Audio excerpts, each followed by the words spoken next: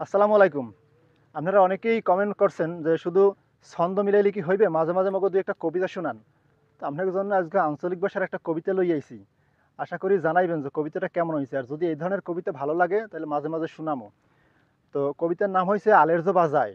তো কবিতাটা শুরু করি চলুন।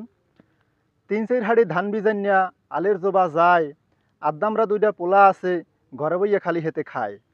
কিছু কইতে গেলে কইতে পারবা না, ফাল দিয়া উঠবে ওর মায়, এই লইয়া দুঃখের চড়ে জীবনটা মোর যায়। ওই ঘরে মেবাইরে ২টা পোলা দেছে আল্লায়, রুই লেহা জ্বালায়, মোর এই পোলা ২টা থুইয়া উপাস করে কা ঝোলায়। কোমরে ব্যথায় কোহাইছি হাঙ্গা রাইত, গায় নাই মোড়ে বল, গরু ২টা ভালো আড়ে না, কেমনে চমে আল। সময় মতো বিছনা ফালাইত পারলে জাগা যাইবে খিল, যাইয়ে লইয়া আজগো বাড়ি কয় মাই ফেরে দিম অনেক কিল। আলের পিছনে আটতে আটতে বুক দরফরাইয়া কোডে, এমন আলিস্যার আলিস্য হইছে কাম কাজ করবে না মোড়ে। বেল গেছে দুহার হইয়া দান্দুগ্য লইয়া কেউ আয়, এই পোলাপানের আশায় থাকতে থাকতে মোর আলের জো বাজায়।